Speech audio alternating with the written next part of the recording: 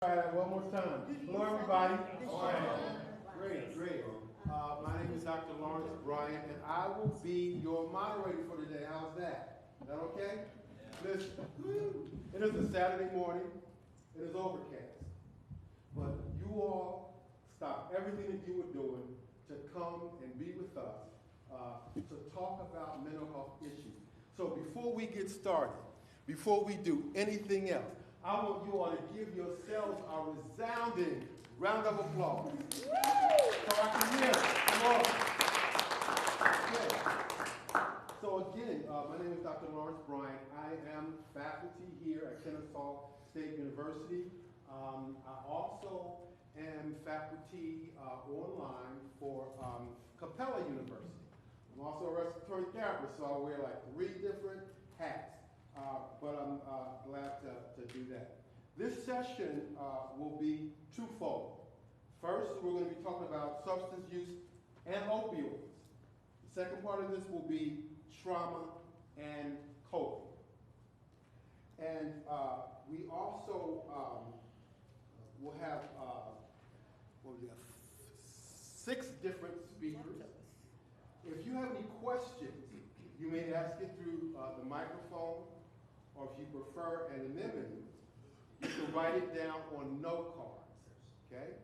And Madeline, raise your hand. Madeline's going to be our timekeeper, okay? But she also has note cards that she'll also pass out. This session has approximately 10 minutes for questions, and the second session, which starts at 10:45, will have 25 minutes. If because of time your questions are not answered in the first session, you're welcome to attend the end of the second question. Any questions so far? Okay, so just a little something to get us started, because we are here because of a very pervasive and a very, very scary problem: opioids and illicit drugs.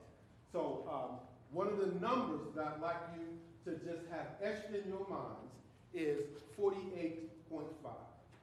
And that is 48.5 million Americans have used illicit or misused prescriptions.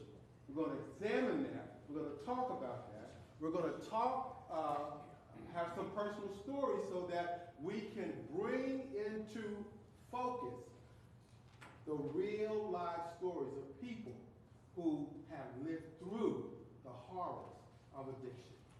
And so, without any further ado, I'd like to introduce our first presenter on substance abuse and opioids. And her name is Laura Searcy. Did I get that right? Okay. So, Laura is a pediatric nurse practitioner at Kennesaw Hospital Regional Medical Center. She's a former president of the National Association of Pediatric Practitioners. She's a fellow of the American Association of Nurse Practitioners and served 3 terms as an elected member of the Cobb County Board of Health. Ms. Searcy currently chairs the board of the Cobb Community Allowance to Prevent Substance Abuse and has particular expertise about the alterations in youth brain development with youth substance use and vaping and youth cigarettes. She serves as a prevention educational work group for the Georgia Opioid and Substance Use Response Initiative.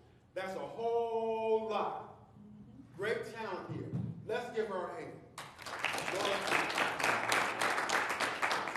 Good morning. Like Lawrence, I'm professionally schizophrenic. I wear many hats. In 10 minutes, I just want to get across to you guys that substance abuse can be prevented. And I'm talking about primary prevention. We talk about prevention, what do we talk about? Stopping it where it starts, right? So when you look at addiction, if you look at addiction as addiction is a chronic brain disease. There are physical alterations in the brain that once people are at the point of addiction, they can't stop using, even if they want to, even if they need to, even if they're suffering consequences without treatment. And if you look at addiction as a disease, as a chronic disease, it is the most costly chronic disease in America. Over $400 billion annually. And you can see cardiovascular disease, smoking, diabetes, cancer are lagging behind that. So we need to address it in that way. So what is needed, and a lot of what I'm taking this from, there was a wonderful report done in 2016 by the U.S. Surgeon General called Addiction in America. And we need to look at this as a public health problem. So first of all, we need education to improve awareness of problems and also preventive science techniques to stop it before it starts. We need to have improved access to evidence-based treatment, and we need to target those who are both affected and those who are at risk. We do a lot of really good work in early education in schools and high schools about teaching kids how not to use drugs. And then when we hit the world of adult health care, usually there's very little screening, very little talking about the warning signs. Addiction is a continuum. You don't take one pill for fun and the next day wake up an addict. There's a continuum of risk and risky behavior and misuse and abuse with consequences before you get to addiction. So what we need to do a better job is be able to screen people and educate people about the warning signs and help them to get help before they get to full-blown addiction. And so what you have use. Now we all know those people we knew in college that partied hardy, right? And for us adults that are out there, say there were 10 people that were party animals in college, and 8 of them went on to do fine, and 2 of them came on to have lifelong substance use problems. What was the difference? You know, there but for the grace of God go I. So there are a lot of reasons, some of them genetic, why more people are susceptible to becoming addicted. So it starts with use, then use in a manner that causes harm to the user or those around them. Then you have prolonged, repeated use that produces changes in the brain. And those changes in the brain start turning people toward obsessive use of their substance, where they will stop participating in the healthy activities and the healthy relationships in their lives and become obsessed with their next use. And then a severe chronic continuation of this leads to addiction. But it's important to know that even before somebody becomes an addict, harm can occur at every stage. And the vast majority of people who misuse substances aren't addicts, but they can put themselves and other people at risk. And examples of some of the harms are trauma, violence, injury. You know, how many instances of domestic violence are fueled by alcohol or drug use? Contraction of communicable diseases, because when you're using, when you're high, you're not doing the things, thinking about the things you need to do to protect yourself. Motor vehicle crashes, intimate partner violence, sexual assault, rape, crime. Deteriorating relationships, poor school performance, and in advanced stages, things like loss of employment, and then other mental health disorders. So what we need to do is prevent the full spectrum of substance use disorders in addition to treating. So how do we do that? And it starts in childhood.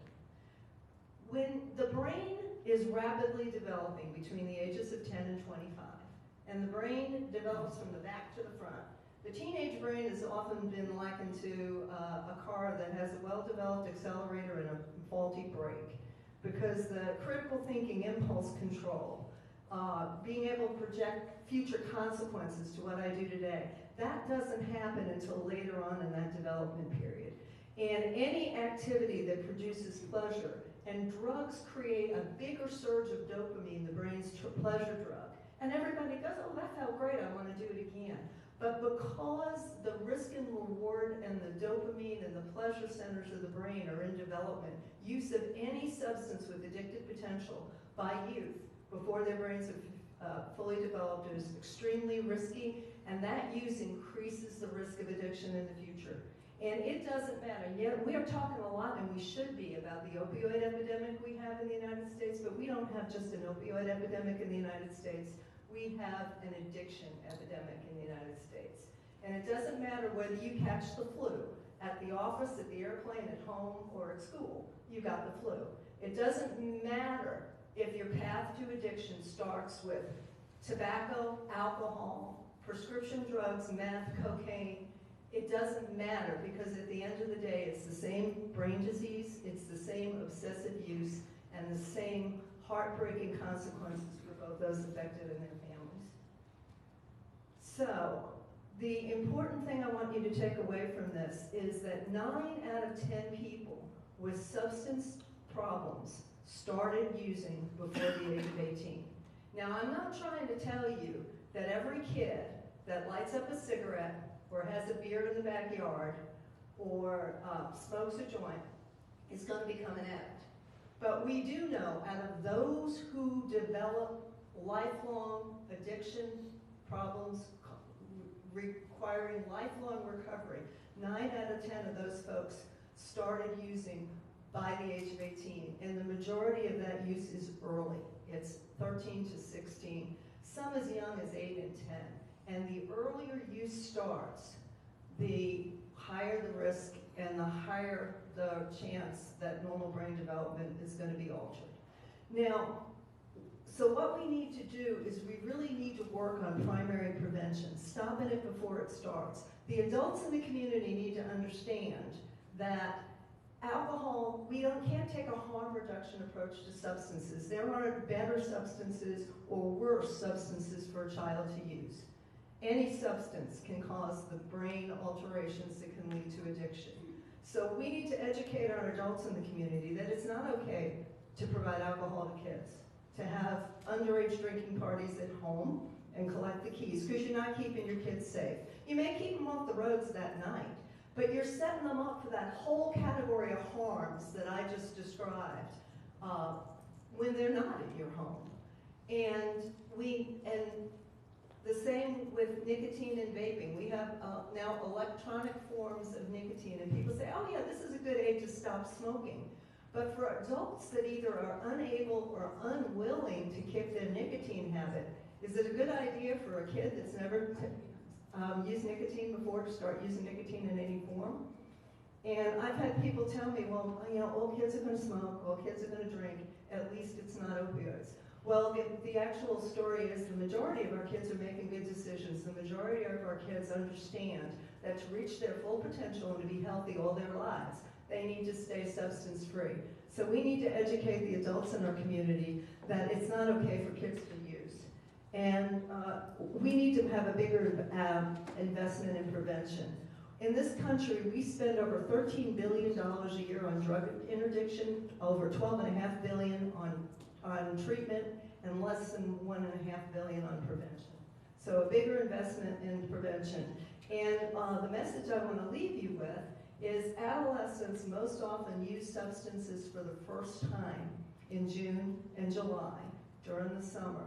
So talk to your kids, talk to the parents in your community. Let them know if they want their kids to grow up to be everything they can be and reach their potential, it's really important for them not to start using any substance with addiction potential. It doesn't matter what it is.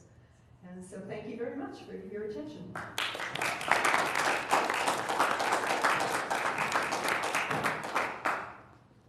Let's give Laura another round. Let her know how much we appreciate that, because we heard her say that we don't have just an opioid epidemic. We have a substance use disorder epidemic in this country. We also need a very comprehensive approach as well as evidence-based treatment. So, thank you. Next, we have Tate Sams.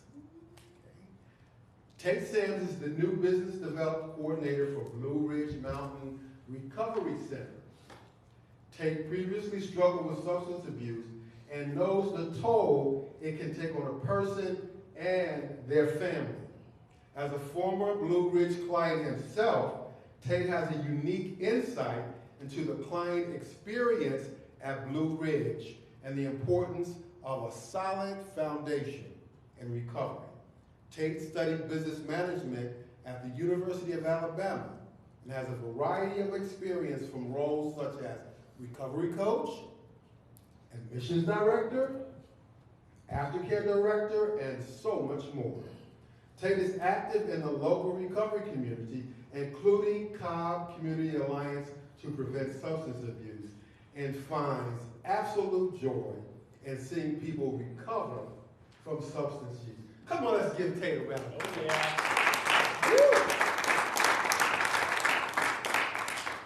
Thank you.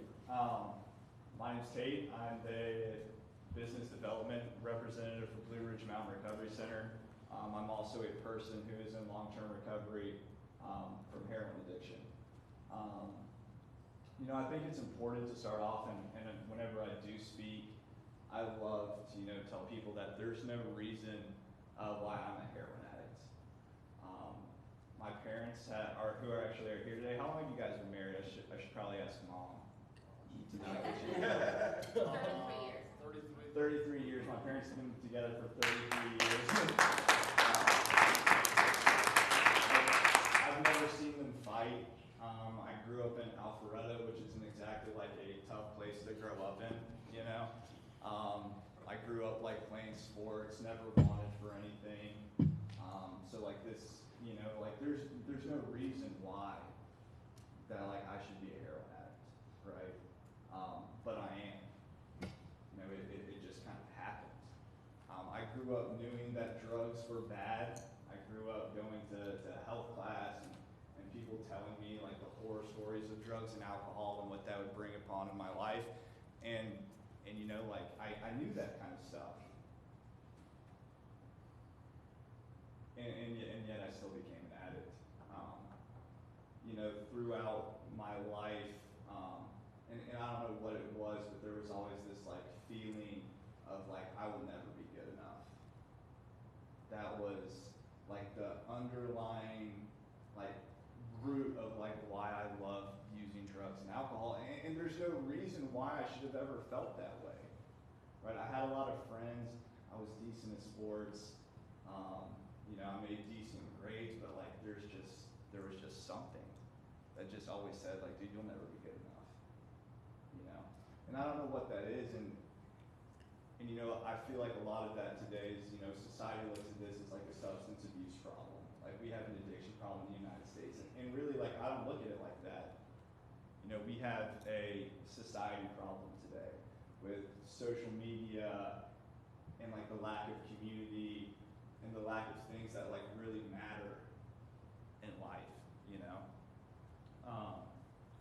and thank God that like I had a support system like my parents, like my friends, who never gave up on me.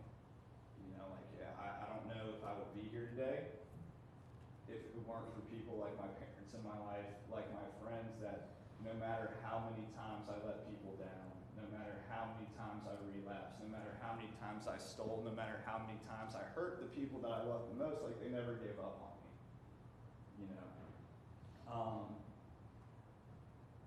When I went to treatment for the first time, I think I was like 23, 24 years old. And like I would have told you, I had just come off of like watching my best friend die in front of me, right? And you would think that with that kind of trauma happening in your life that you would be done, right? A normal person, right, sees like consequences, like something like that. And you would think that would be it, right? And it wasn't. I actually went to Blue Ridge the first time, and I went there, and I was not the best client, so to speak. I'll never forget this. Like my counselor the second time, actually, I'm not going to repeat what he said, but it wasn't very nice to describe the way that I acted when I was there the first time. And I get out of treatment, and I go to this wonderful aftercare program, and essentially like didn't listen to anybody or didn't listen to anything about what I needed to do in order to like maintain recovery. And I went back to getting high. I went back to using, and it kicked my butt. It kicked my butt again. I ended up being homeless for a little bit, like living out of my car. Not a great place to be, and I went back to Blue Ridge for a second time. The second time I went back to Blue Ridge, I went in with my tail tucked between my legs because the same staff was there, the same people that told me what was going to happen if I didn't do the things that they recommended. They all happened, and I hated myself for it. and my ego couldn't take it, and I went in there and I was like, God, this is gonna suck. You know, these people are gonna laugh at me, they're gonna point their fingers, they're gonna tell me I told you so, and that's not the experience I had. The experience I had was they welcomed me with open arms, they loved me, and they really made me feel like I was home. You know, so like to be able to get up here and be able to work for the organization that truly like saved my life and like that had such a positive impact on my life is a dream come true. It really is. You know, like what I do and trying to usher people to get them the same help that I received is like it's not a job to me today. You know, like this, what I do today is a calling. Like I truly believe like this is why God put me on this earth. You know, if God needed another accountant or another baseball player or another, you know, guy that sits in an office, like that's what I would have been. So it's such an amazing thing to be able to get people into treatment, to see them have the same experience that I've had, and to like truly change their lives. You know, like when they're in treatment and when I was in treatment, I started to figure out that, you know, drugs and alcohol were not the problem. Like, dude, they were just a symptom of something else that was going on with me. You know, like for the longest time, I thought that if I just quit using drugs and alcohol, that was it, I'm good, right? It turns out when you take the drugs and alcohol away from me, I get worse. I get worse because how I cope, how I live my life, how I'm able to deal with the real world, that gets taken away and I'm just left with tape. And thank God for like the master's level clinicians they have at Blue Ridge, the behavioral health technicians they have at Blue Ridge, the psychiatrists, the doctors, like not only, you know, teaching me like how to believe in myself and develop some sort of self-worth for myself, they also taught me how to like have fun living in the life of recovery because, you know, if we're not enjoying life, then what's the point? I've never shared this story before just because it happened like to me 2 weeks ago, but I'm standing outside of a restaurant and I'm sitting there talking with one of my buddies, and there's this like, and we're sitting there, we're just talking, and I look kind of like down the ways a little bit, and there's this like extremely attractive female, like just sitting out there, right? And she's like checking me out, and I'm like, well, you know, I'm like, that's how I started it, right? And then she like starts like really like looking at me, and I'm like, is there something in my teeth? Do I have something wrong? Like, is there something on my shirt? And she's like, Tate? And I was like, yeah, you know, who are you? And she walks up to me and she tells me her name, and it's somebody that I had gotten to treatment 6 months prior. When I saw this girl 6 months prior, she had come off of a 2-month hand sanitizer drinking bench. And actually the day after I got treatment, I went up to Blue Ridge and spoke and told my story, and I thought that this girl was going to die. I mean, you can imagine what drinking hand sanitizer for 2 months can do to a body, right? So you don't need to be here, you need to be in the hospital. And to see her tell me about like the relationship she has with her kids, and the relationship she has like with God today, and the relationship that she's been able to cultivate back with her husband, like that's a feeling that heroin or alcohol or anything has ever given me before. It's truly, truly amazing, like what this journey has brought me. You know, if you would have told me like 2.5 years ago that I'd be up here talking to you about the place that saved my life, I wouldn't have believed you. If you would have told me that, you know, 2.5 years ago that, you know, my parents would argue with me because I don't get to spend enough time with them because I'm so busy with work and everything, I wouldn't have believed you. You know, if you would have told me that 2.5 years ago that at the beginning of this year that I'd go through the biggest amount of like emotional pain I've ever gone through, and I wouldn't have to get high or drink over it, I wouldn't have believed you. So amazing. It's so amazing what recovery has given me. And I'm truly blessed that I get to, you know, help people start that journey today. Thank you guys very much.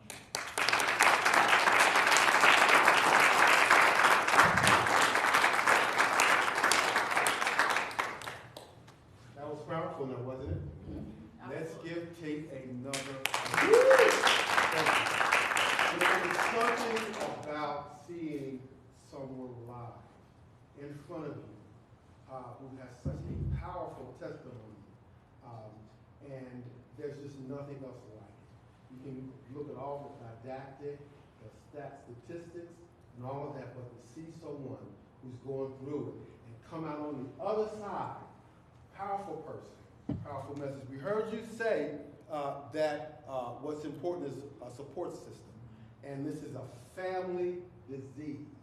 So the support of the family, very, very important.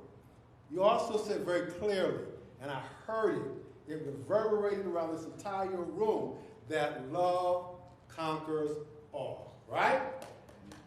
Come on, come on, you got it.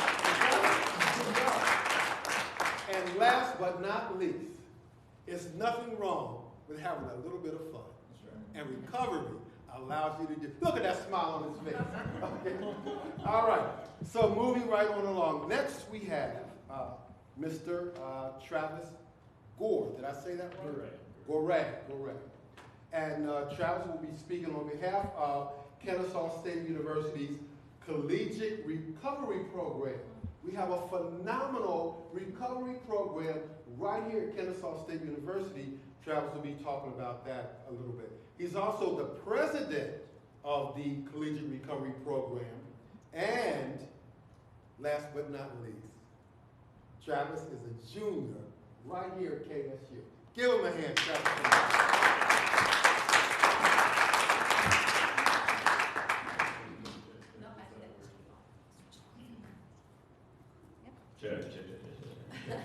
Hi. Yeah, I'm Travis Gray. I am the president of the Collegiate Recovery Program, which is part of the Center for Young Adult Addiction Recovery that we have here at KSU. Obviously, incredible organization. I'm in long-term recovery from heroin addiction. Tate and I have been friends for a long time, actually, so it's always an honor to be here with people who you saw come in. So yeah, it's a beautiful thing. I only have a few minutes, so I'm gonna try to like compartmentalize and tell you what it was like, what happened, and what it's like now. I first used drugs in any capacity at age 15, which honestly, for a lot of people in my experience, is pretty late. And that can be kind of frightening to think about. But yeah, I was 15 when I smoked, and I was 18 when I shot heroin for the first time. But it actually started when I was 17. I was anxious all the time, and I relate a lot to what Tate said. There was just like a feeling of being off center all the time, not being able to relate to whatever was in front of me. I don't know whether that was society. I don't know whether this was like a social issue for me, but I just couldn't hack it. I was always feeling like things were pressing up against me, and so I was prescribed Xanax when I was 17. And I remember, first time I took one, I took like half of one, and I was sitting in my garage, and it felt like this funnel had like opened up in my chest, and like all of that awful stuff that I was feeling, all of that like strange, incomprehensible things to me just like fell through it. And it felt like I exhaled for the first time in a decade. And it was like beautiful and almost spiritual. And so the next night I took 10. And that was how it started. And that's how I used anything, to excess and to feel just even moderately okay with myself. So obviously I go on to shoot heroin every day from 18 to 22. And yeah, here are the things that happened. I stole $60,000 from my family in 3 years. I went what's called septic. Essentially, I couldn't move my body. My arm was gonna fall off.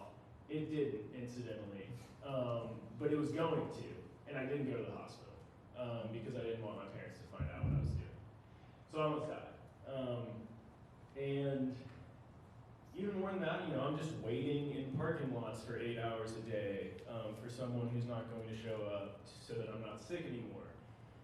Waking up shaking every day. I couldn't talk to anyone. I couldn't make doctor's appointments. Just little things that it seemed to me normal people could do that I was absolutely fundamentally incapable of doing. It was just impossible. I didn't want to be alive or be dead. I didn't want to stand up or sit down. There was just nothing. I was just here watching seasons go by, unable to fix something. And so I went to several treatment centers, didn't want to do it, didn't do it.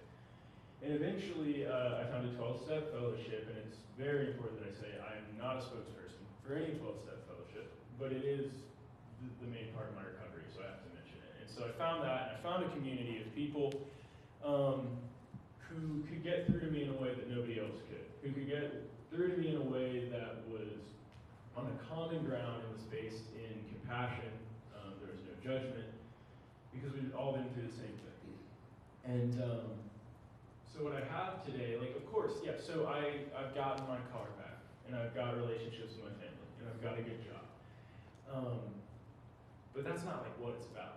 The fact that I don't wake up shaking every morning, not just from withdrawals, but also just from fear. The fact that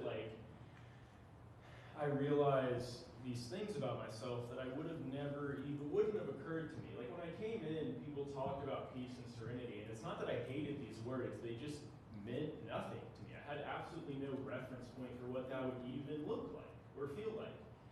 And so to have experienced these things on a true internal level is obviously a miracle, right? And I get to be creative. I get to play music with people who are dear to me. I get to write. I get to do things. I get to have fun because I don't know what I would do without that. And I just get to be here in the world and be human and be okay with that and allow things to happen to me in a way that is organic and beautiful. And that's why recovery is the most important thing in my life. Thank you all for listening.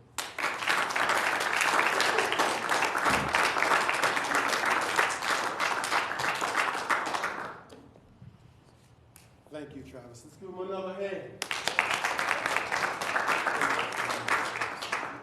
It's something about having the courage to become vulnerable and to share your pain with other people. It's a risk, but it's also very, very freeing. So thank you for that, because we heard you talk about the power of 12 steps. And we also heard you say the power of compassion. And I think that reverberates through all of our testimonies, through all of our stories. So we want to thank you for that. Next we have Mr. Lagandoro. Did I say that right? Legandoro, who also is in recovery. And we just want to hear your story as well. And so without any further ado, let's put our hands together for Mr. Doro.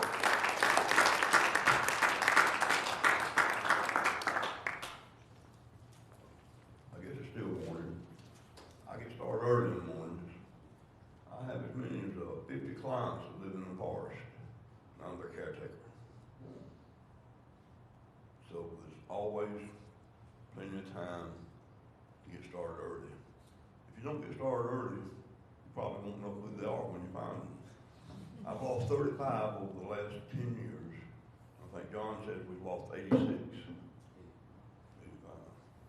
They're my friends. I call them people of the forest. How I got started in this business, I'm a bridge contractor, retired, civil engineer, Auburn University. I built House 75 here in my own name in 1975. Father was in the business. He started in 1932, and I came along in 74. We built over 1,000 bridges in the southeast, the railroad and everybody else. So all we do is just keep building bridges, trying to bring people's lives back to life. They're very special. You talk about having a friend. You have somebody that's laid in a ditch, pretty well dead, and you get him to the hospital, and he stays in intensive care for 2 weeks, and you think he's not gonna make it. He does.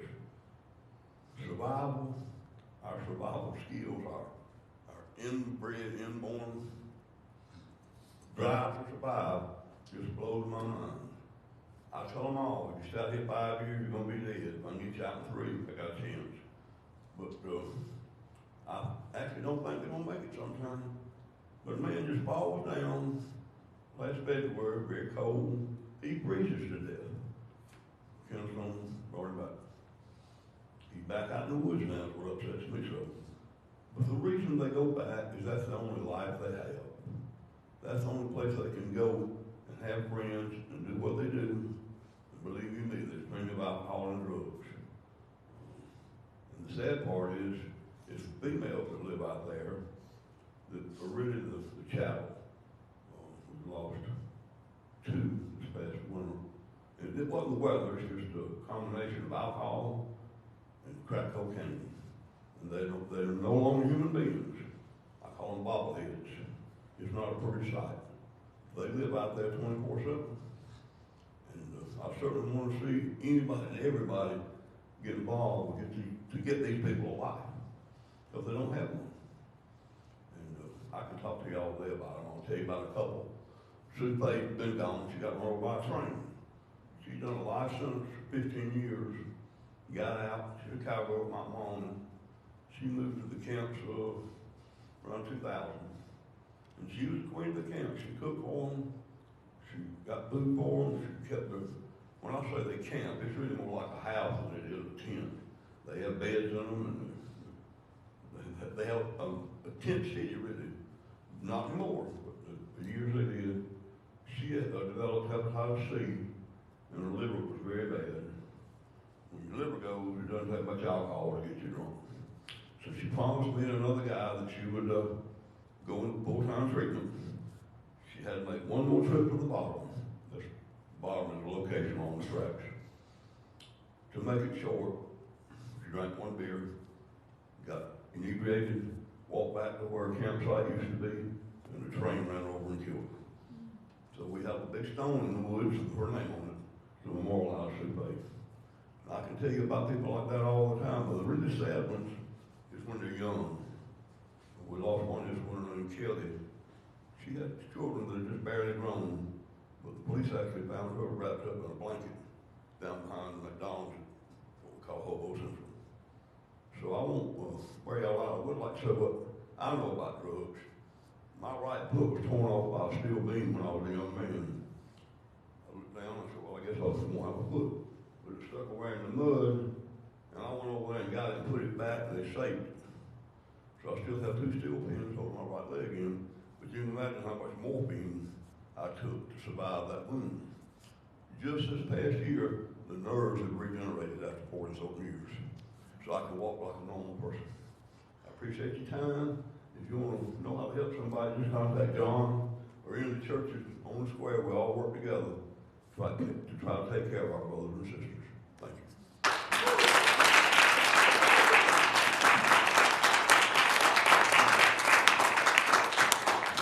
How powerful is that?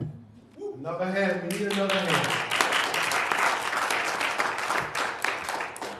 We even talked about building bridges. You talked about building bridges. You also talked about the power of overcoming and surviving. Individuals, they talked about some things that were really, really probably insurmountable. So thank you very much for your story. So now we're going to try and transition a little bit to trauma and coping. And these 2 topical areas, trauma and coping as well as substance opioids, they sort of transect one another. And so our first speaker that will talk about trauma and coping is Dr. Irene McClatchy. She is the director of the Master of Social Work program here at Kennesaw State University. And she started a grief camp for kids and adolescents for the last 25 years. So let's give her a round of applause. Thank you. My experience is mostly with children who have experienced a traumatic loss of a parent or a sibling. That's what I have worked with for the past 25 years outside my regular job here. So trauma means injury, and it's only the last 40 or 50 years that we have accepted that it does not only have to be a physical injury, it can be an emotional injury. So what it means is that it's a deeply distressing or disturbing experience. A traumatic event can happen once, for instance, rape, or witness somebody dying or get killed. It can also be chronic, like child sexual abuse, domestic violence, or living in a crime-infested area. And it's important to know that trauma is not necessarily what you and I think is trauma, it's what the person experiencing the event sees as traumatic. My research has shown that children who watch a parent die from cancer experience that as trauma just as much as the person who sees their parent get killed. So it's important to know it's how the person experiences it. So how does it look? The person who has experienced trauma and has traumatic stress symptoms will experience intrusions, which means that they will see in their minds what happened over and over again. And that can create nightmares, and they can become clingy. With children, for instance, this past weekend, I had three, well, they were twins, 7, and a 9-year-old who had discovered their 11-year-old sister who had killed herself when they came home from school. And the parents came for the weekend and the children came for the weekend. And the father said, this happened in December, last December, right before Christmas. He said, it was such a traumatic event, but this weekend, the weekend at camp, he said, I am happy. I am happy today because my kids are playing with other kids and they are not holding on to my trouser leg. For 6 months or 5 months, they had not left their parents' side. They, children or adults too, who have experienced arousal, experienced trauma, will also have arousal, which means that they will be irritable, they will have problems regulating their behavior, so they will act out and they will engage in risky behavior. They will experience hypervigilance, which means that they are on the lookout for the event to occur again. Again, if I go back to my campers this past weekend, a week ago, we had a 10-year-old who was walking with his dad at a picnic when lightning hit and killed his father. So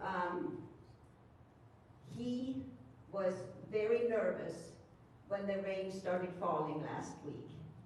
And then when we heard the first flashes or first lightning or saw the first flashes, he totally broke down.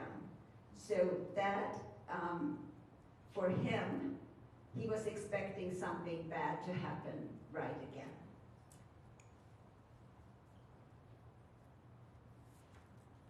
Then the other symptom of a person who has experienced trauma is avoidance. They will go to great lengths to avoid thinking about what happened. So, I'm sorry, but I'm referring to my kids again. I call them my kids, my campers. The 14-year-old who watched her dad shoot her brother and her mother, shot her, but he missed. He just got her arm. and then shot himself. She witnessed the whole thing, and she was at camp 3 months later, and played and said, and it was just smiling and happy, and said, I don't want to talk about that, didn't affect me. Well, that was a very well-developed avoidance. And eventually, when she felt safe, she was able to bring up her feelings and emotions about it. And then the last symptom that we see in people with traumatic stress symptoms is negative changes in cognitions and mood. So they will have bad thoughts about themselves and about the world. They will blame themselves for what happened. They would have loss of interest in activities. So what do we do for people who have experienced trauma and need our help?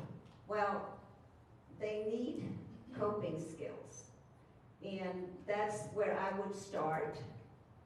I would teach them ways to deal with their symptoms. So we do that with teaching deep breathing and mindful breathing. Imagine that you've heard that is kind of a fashionable word that you hear these days, but it has shown to increase function, and kids in California, for instance, who do mindful breathing, they take 5 deep breaths in and out in the morning, and at the end of the school, their grades have improved greatly. So there is something to it. There's also thought stopping, where you teach the children or the person to stop the thoughts when they experience the intrusion. That you have to do carefully, because if you don't want to encourage avoidance. So when you teach thought stopping, you have to let them know it's only to use in situations where they really need to focus. For kids, for instance, if they have a test in school, they can use thought stopping to concentrate on the test. There's also, we teach relaxation and guided imagery. When we have taught coping skills, and this has to be done with a professional, you need to actually do what's called exposure. And that's where the person talks about the event and sort of re-experience it in a safe place with a professional. And the premise for that is that the more they talk about it and re-experience it in their minds, the less frightening it becomes. But you have to teach the coping skills first, so that when they have to stop, when they are telling their story, they are able to use those coping skills. Then the last thing we use is cognitive techniques, where we teach them to think differently, because I did mention that they blame themselves for what happened oftentimes, or they blame somebody else, that they need to change their thinking about what happened. I had a camper, we went to Virginia to help the children who had experienced the September 11 attack on the Pentagon. And we had one of those campers, he was 11, he was sick the day on September 11th, and he asked his mother to stay home with him, and she instead got grandmother to come, and he said, Mom, I really want you to stay home. And she said, no, I have to go to work, Grandma is here. She was killed in the Pentagon attack, and he blamed himself because he had not nagged her hard enough. So that's how he makes sense of the event.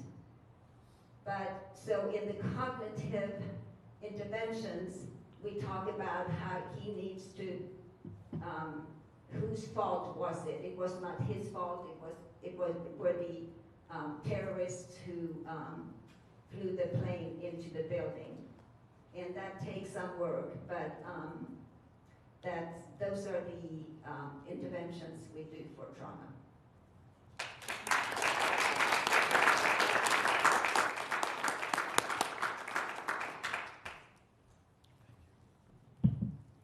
Thank you, Dr. McClatchy. Powerful, powerful message around coping, around coping skills such as relaxation and also the power of mindfulness. Let's give her another hand. Next we have Miss Julie Bean. She's the executive director of the Attachment and Trauma Network. She became a passionate and trauma-informing the world after adopting her youngest daughter who struggles with impacts of early abuse and neglect. ATN is a 25-year-old national nonprofit serving families and schools with trauma-informed support and education. Julie's been leading the organization since 2009. ATN's parenting organization has free online membership for parents of traumatized children. ATN's school program provides professional development training and a national conference which will be held in Atlanta in February 2020. Let me say that again. It will be held in Atlanta right here, February 2020. There's cards over here too, so you can remind yourself on the way out. Okay. Julie has a master's in business and undergraduate degree in education. Give her a hand, Julie. Okay, so what if I told you that in addition to some of the things that Laura told you earlier about the prevention and the prevalence of addiction, that we have an underlying public health problem that is even more pervasive than that? How many of you have heard of the Adverse Childhood Experience Studies, ACEs? I'm so glad when people raise their hands. It is a study that we definitely in Georgia should know more and more about because it was done by one of our own through the CDC, Dr. Robert Anda and Dr. Vincent Folletti with Kaiser Permanente in California. And what they were trying to figure out initially was why people, women in particular, were resistant to weight loss. They had problems with obesity. What they discovered and ended up surveying 17,000 people in their initial study was that their early adversities had something to do with their ability to be able to lose weight. And then they started finding out through a series of questions, there are actual 10 factors. And I have brought and will leave for you an infographic about the basic ACE study.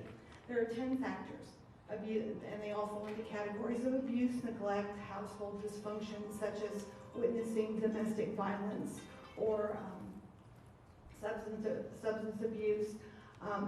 But what you will notice in the initial study is that they do not cover things like poverty or homelessness or gang violence or other community factors. But even without those, the initial ACEs study showed that 65% of our population has at least one ACE.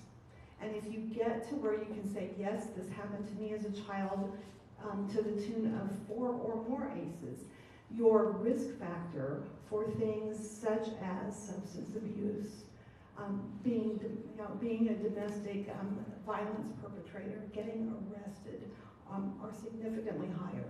But so are things like heart disease, stroke, obesity, COPD, a variety of physical things as well. So ACEs, and therefore by definition early childhood trauma, is not really a disease per se. It's not a disorder. You can't look it up in the DSM and go, okay, this is how we're going to treat it with drugs and all of these things. But it is a huge underlying risk factor for a variety of things, making it probably the nation's biggest public health crisis that we don't really even know is happening out there. That's not to say that everybody who abuses drugs or everybody who's overweight or everybody who has a heart attack had early childhood trauma. It's just to say that it's a bigger problem than we recognize. So I came to this work because I adopted a child from an international orphanage where she spent her first 2 years of life, and she'd been significantly neglected. They told me to take her home and love her, and things would get better. They did, except she had a whole lot of behaviors that were just, there's no other way to put it, off the charts. She was aggressive and violent and self-injuring and things that could not be explained by any other disorder. So we hopped from doctor to doctor, looking for support. And when I found the families that were involved in the Attachment and Trauma Network, I started finding the answers. Finding that they knew what a lot of the professionals didn't, that her early childhood neglect and trauma were at the root of what was going on. As some of the others have alluded to, it really has a whole lot to do with that early childhood brain development. And what we often don't understand about what happens to our children early on in their brains is that it's really, that the earlier is the more important. The idea that a small child that has no language does not remember something significantly traumatic happening to them is really, frankly, from my experience, a crock of, well, you know. It is, because their bodies remember.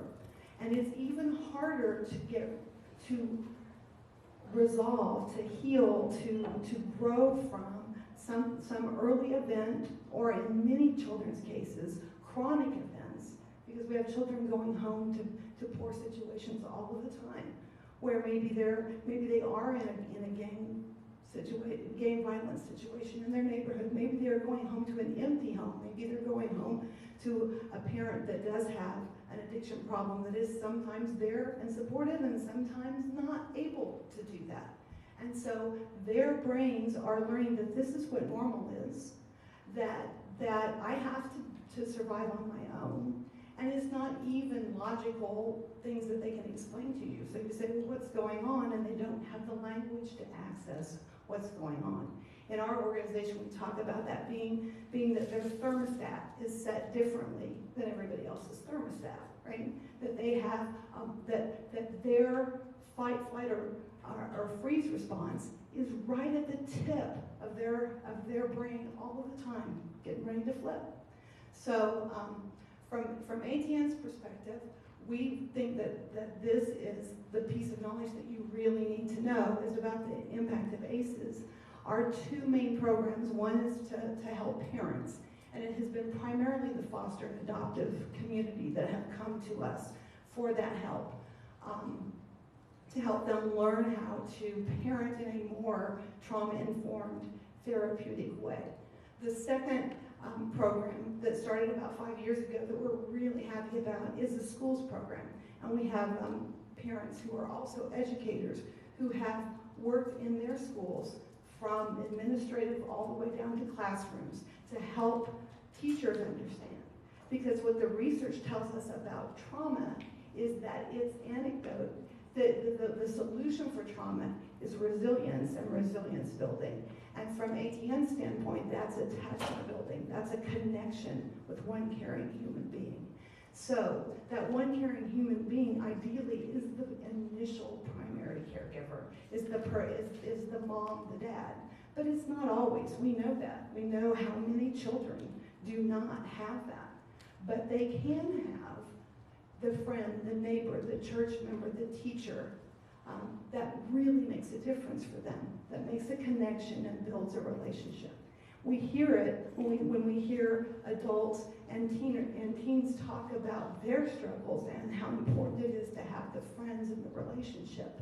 But it's biologically important, folks. I mean, it really is. The neuroscience is coming out around this. Dr. Bruce Perry at the Child Trauma Academy, Dr. Bessel Van de Kolk through the Trauma Center in Boston. Both of those are professionals who've done significant research that shows we're wired for connection. And that early connection and relationship has a whole lot to do with setting you up to be more resilient and able to bounce back from all those traumas. So, I don't know, that's really about all I have.